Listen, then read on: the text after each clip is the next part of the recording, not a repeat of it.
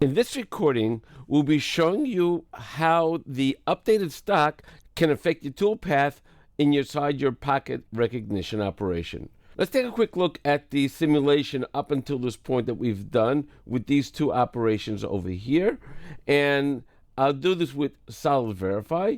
And you can see that it works from the outside over here in that particular area and cleans out this pocket. Now, we haven't done anything outside over here yet as well.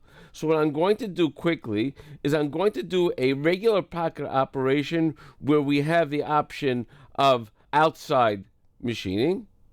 And I'll quickly grab one of the end mills, the 12 millimeter end mill, and I'm just going to do save and calculate. Now, as you can see, it's machining all of the outside as we expected. Now, what would happen if I took this operation and put it before the first pocket operation? Remember, in the first pocket operation, it started from the outside over here, taking the stock into account. But what happens if that stock isn't there anymore?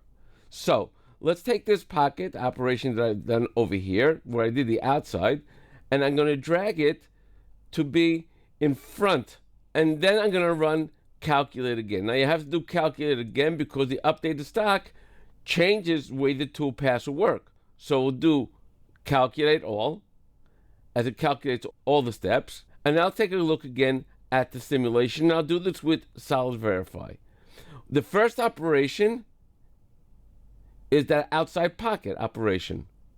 So we don't have any more stock outside over here.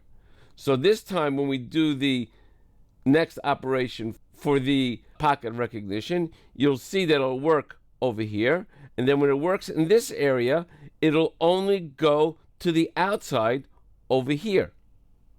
And we can see this in a moment,